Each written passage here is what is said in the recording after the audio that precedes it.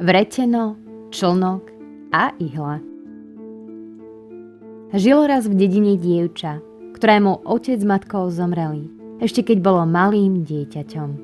V chalúbke na konci dediny bývala celkom sama jeho kmotra, čo sa živila pradením, tkaním a šitím. Starka prichýlila opustené dieťa, starala sa oň, priúčala ho robote a vychovávala vo všetkých cnostiach.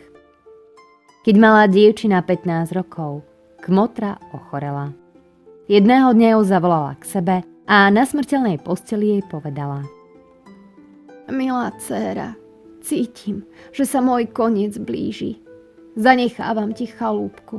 Tá ťa ochráni pred vetrom a nečasom. Okrem toho ostane tu po mne vreteno, tkácky člnok a ihla, aby si mala čím zarobiť na živobytie.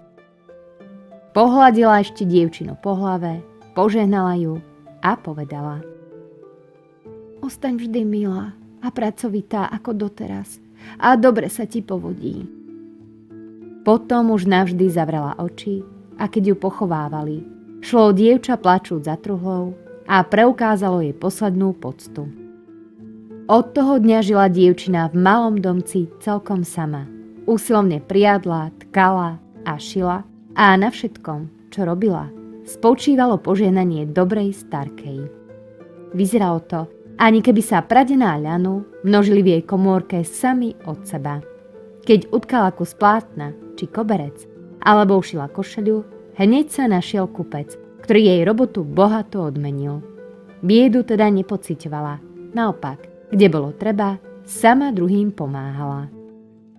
I stalo sa, že v tom čase chodil po krajine kráľovský syn a hľadal si nevestu.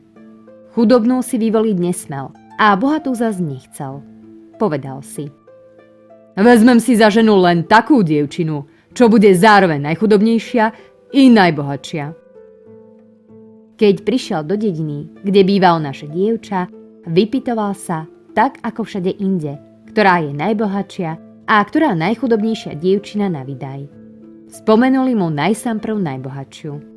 A najchudobnejšia, vraveli, je tá, čo býva v chalúbke na samom konci dediny. Bohatá sedela vyparádená pred dvermi a keď videla prichádzať princa, vstala, šla mu v ústrety a poklonila sa mu. Pozrel na ňu, nepovedal ani slova a šiel ďalej. Chudobná dievčina nesedela pred dvermi, ale v izbietke. Kráľovský syn zoskočil z koňa a nazrel oblokom dnu. Do izbietky svietilo jasné slnko a dievča sedelo za kolovrátkom a usilovne priadlo. Zdvihla oči a keď zbadala princa, čoraz väčšmi sa červenala, sklonila hlavu a len ďalej priadla. Neviem, či niť, čo v tej chvíli ušúľala, bola tenká a rovnako hrubá, no dievčina priadla dovtedy, kým sa princ nepobral preč. Potom podišla k obloku, otvorila ho a povedala: Ako je len teplo v izbe. No pritom pozerala za princom, pokiaľ mu bolo vidieť biele perá na klobúku. Na to si znova sadla k robote a priadla. V jednej chvíli zišiel dievčine na verš, čo jej vravievala starka, keď sedávali spolu pri pradení. Ani nevedela ako, začala si pospevovať. Vreteno, vretienko, tenká niť, chodže mi milého osloviť. A čo sa nestalo? Vreteno vyskočilo dievčine z ruky a hýba aj von z izby. Prekvapená podišla k dverám a videla, ako si vreteno veselo tancuje, poskakuje po poli a ťahá za sebou lesklú, zlatú niť. Zanedlho sa jej stratilo z očí. Dievčina ostala bez vretena, nuž si sadla ku krosnám, vzala člnok a dala sa do tkania. Vreteno tancovalo stále ďalej, až keď sa odmotala celá niť, dostihlo kráľovského syna. Čo to vidím? Zvolal. Tak sa mi vidí, že vreteno mi cestu ukazuje.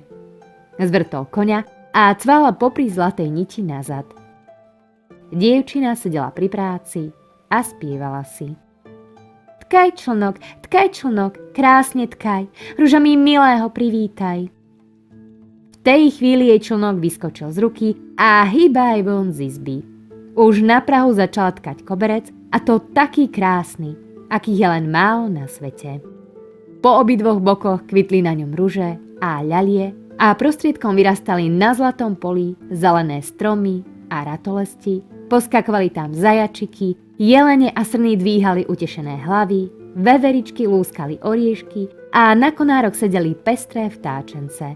Už chýbalo len to, aby sa od radosti rozospievali. Člnok lietal sem a tam a vyzeralo to, ani čo by všetka tá krása rástla sama od seba. Dievčina ostala bez člnka, no si sadla k šitiu.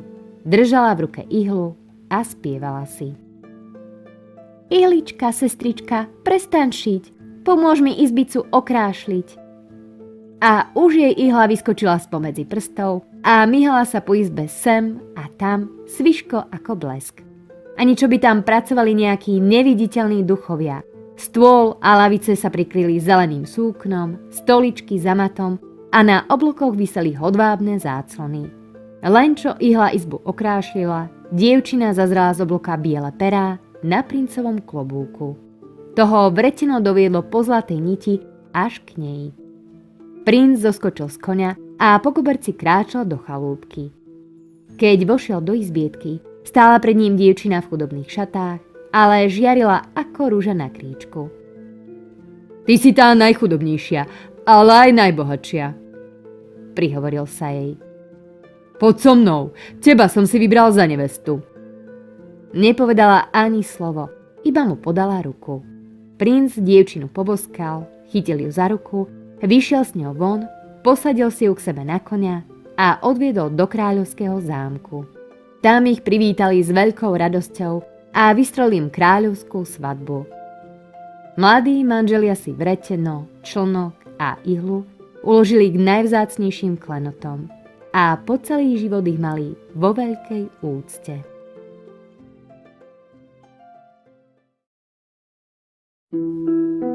Ak sa vám nahrávka páčila, budem rada, ak dáte palec nahor a pridáte sa k mojim odberateľom.